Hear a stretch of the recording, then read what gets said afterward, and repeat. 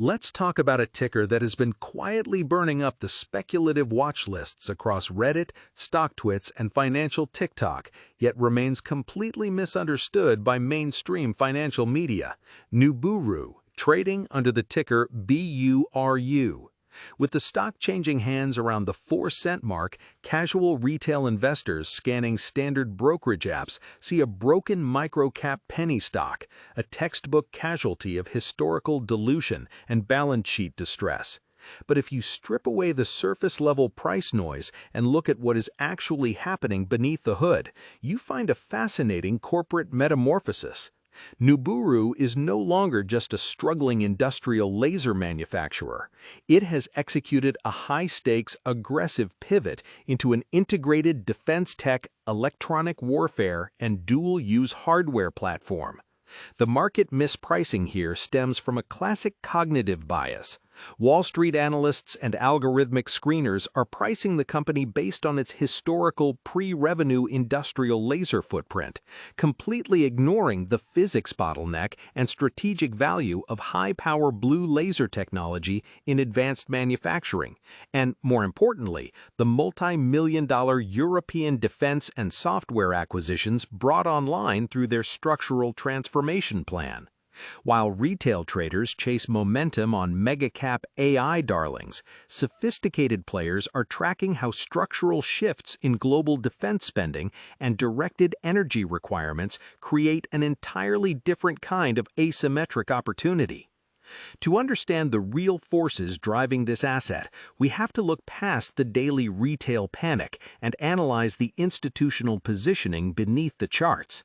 Microcap stocks undergoing massive corporate restructuring are characterized by volatile volume spikes, intense short-term liquidity squeezes, and severe retail exhaustion.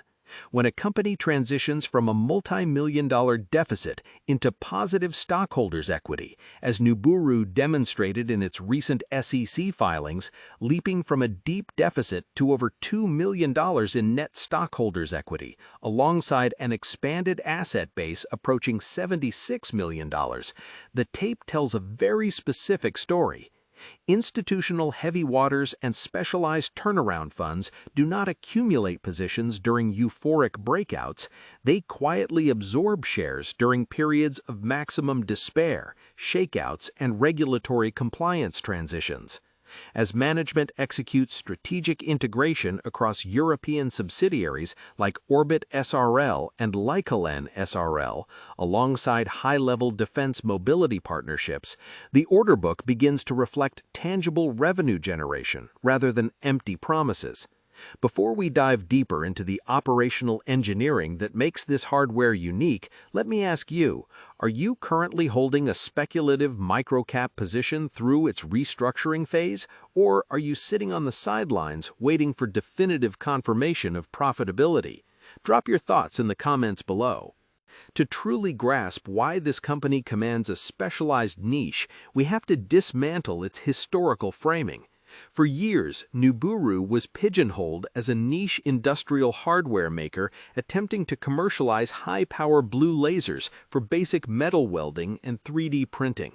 Traditional markets viewed it through the lens of cyclical industrial capital expenditures, vulnerable to automotive slowdowns and macro manufacturing contractions. However, the fundamental physics of blue laser technology solves a monumental bottleneck that infrared lasers simply cannot touch. Short wavelength blue light is absorbed at a dramatically higher rate by reflective metals like copper and gold. This allows for defect-free, high-speed welding and manufacturing of advanced electronics, electric vehicle battery components, and critical aerospace hardware without the dangerous back reflections that plague legacy infrared systems. Today, that core physics advantage has been weaponized and expanded through a deliberate corporate pivot into a dual-use defense and security platform.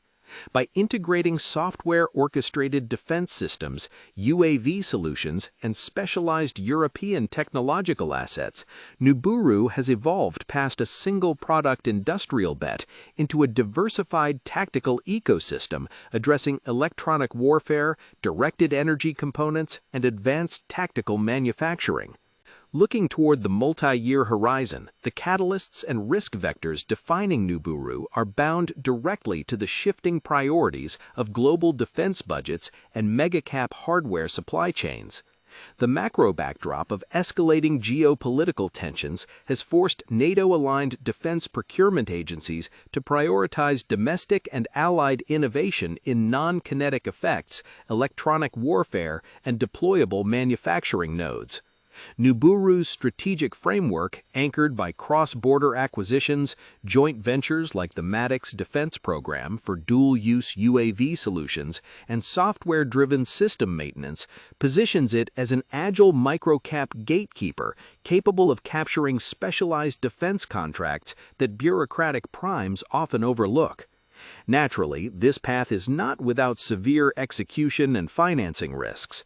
Historical debt obligations, the necessity for careful capital management, and the constant threat of dilution in microcap structures require relentless operational discipline from executive leadership.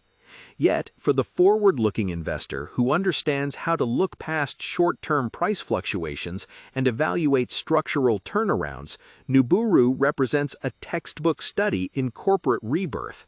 The takeaway here is clear. While the mainstream financial media fixates on headline volatility, true market alpha belongs to those who analyze the underlying engineering moats and structural transformations before the broader market catches up. Disclaimer: this video is made only for educational and informational purposes. I am not a financial advisor. Any stock, crypto, or investment discussed here is not financial advice. Please do your own research or consult a qualified financial advisor before making any investment decisions. Invest responsibly.